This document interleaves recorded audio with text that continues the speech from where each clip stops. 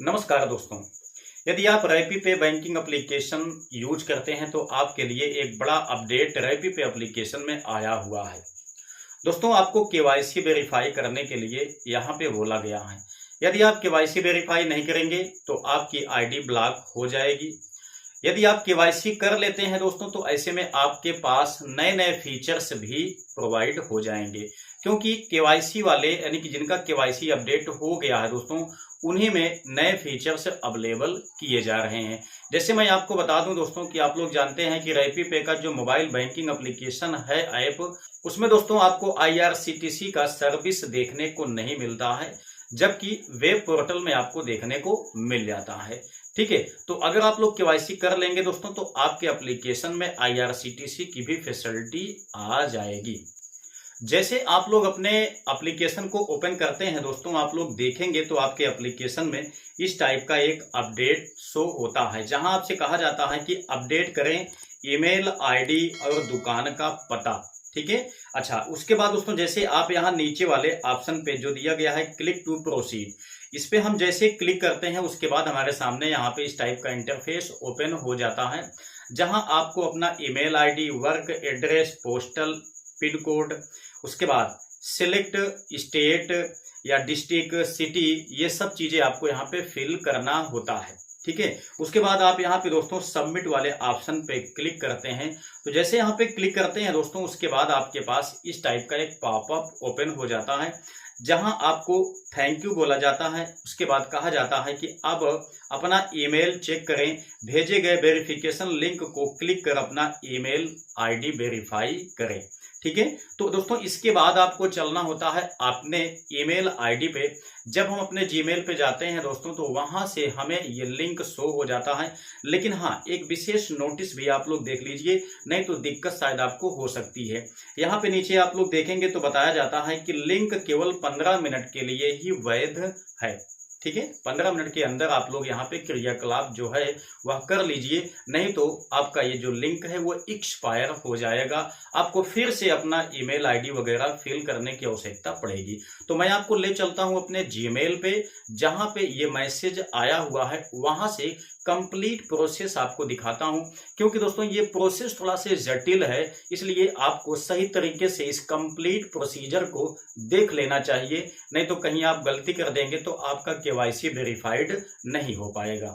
तो दोस्तों हम लोग आ चुके हैं अपने जीमेल पे। यहाँ पे आने के बाद आप लोग देखेंगे तो ये मैसेज यहाँ पे आया हुआ है, हमको सिंपल सा इसी पे क्लिक कर लेना है। ठीक है, क्लिक करते ही हम लोग नीचे आएंगे दोस्तों, तो यहाँ पे आप लोग देखेंगे तो वेरीफाई नाउ का एक ऑप्शन आपको देखने को मिलेगा।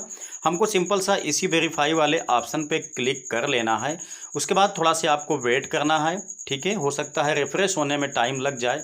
अच्छा, यहाँ आने के बाद आप लोग इसको अलाउ कर देंगे इस टाइम के लिए। अब यहाँ पे आने के बाद आप लोग देखेंगे दोस्तों तो यहीं पे आपको दिखाई देता है अपना रजिस्टर्ड मोबाइल नंबर फिल करने का ऑप्शन। ठीक है, उसके बाद पासवर्ड डालने का ऑप्शन। यहाँ पे देखेंगे तो आपको एक कैप्चा मिल जाएगा, इसको यहाँ पे फिल कर देना है। लॉगिन वाले ऑप्शन पे क्लिक कर लेना है। अभी आप यहाँ पे देख सकते हैं हमने सब फिलअप कर लिया है। इसके बाद लॉगिन वाले ऑप्शन पे हम क्लिक कर लेते हैं। जैसे हम यहाँ पे क्लिक करते हैं, इसके बाद दोस्तों आप लोग देखेंगे तो आपके सामने इस टाइप का एक पॉपअप ओपन हो जाता है। यहाँ पे आपके पास दो ऑप्शन है वेरिफिकेशन के लिए, एक है पिन, एक है आपका एसएमएस।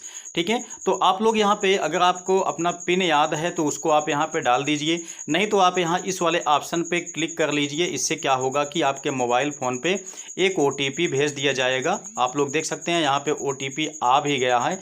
हम इस ओटीपी को यहाँ पे डाल देते हैं। अब इसके बाद हम यहाँ सबमिट वाले ऑप्शन पे क्लिक कर लेते हैं।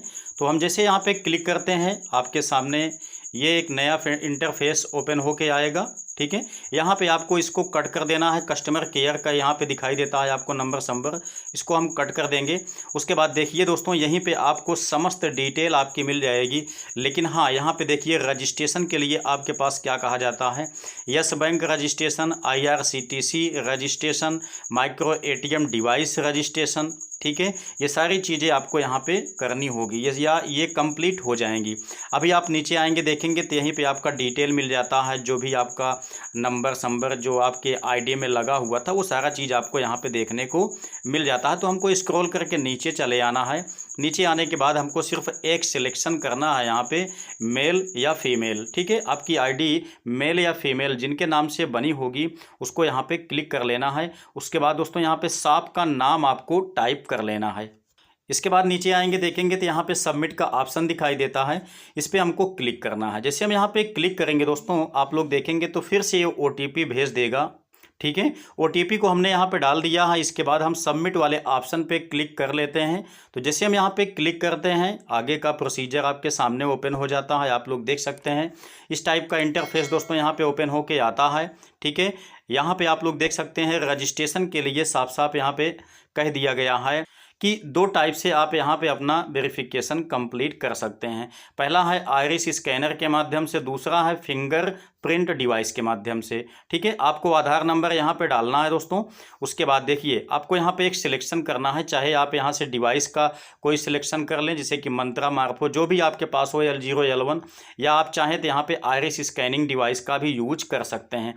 तो दोनों में से जो भी आपके पास अवेलेबल है उसको आपको यहाँ पे सिलेक्ट कर लेना है। ठीक है, उसके बाद दोस्तों हम नीचे आएंगे, यहाँ पे हमारे पास टर्म्स कंडीशन दिखाई देती है, इसको हमको क्लिक कर लेना है।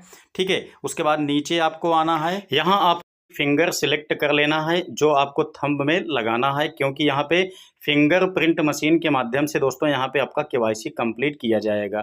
ठीक है, तो हमने इसको सिलेक्ट कर लिया है। अब इसके बाद यहाँ कंटिन्यू के ऑप्शन पे हमको क्लिक कर देना है। दोस्तों आपकी डिवाइस जलेगी, हमको अपना फिंगर ये वाला लगा देना है। लगाने के बाद KYC कंप्लीट कर लेना है।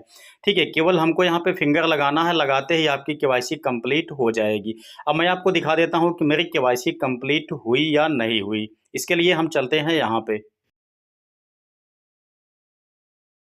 अभी आप लोग देख सकते हैं मेरा KYC जो है वो ऑलरेडी वेरीफाइड हो चुका है पहले से ही। ठीक, तो आप लोग यहाँ पे देख सकते हैं ये चीज़ यहाँ पे लिख के आ गया है कि KYC ऑलरेडी वेरीफाइड। ठीक है, तो इस तरीके से आप लोग दोस्तों यहाँ से अपना KYC कंप्लीट कर सकते हैं। उम्मीद करते हैं कि ये जानकारी आपके लिए काफ़ी ज़्यादा यूजफुल लगी होगी। अगर वीडियो पसंद आया है तो लाइक कीजिएगा, अपने दोस्तों के बीच में भी इसको शेयर अवश्य कर दीजिएगा। तो चलिए मिलते हैं नेक्स्ट वीडियो में नई जानकारी के साथ, तब तक के लिए जय हिंद।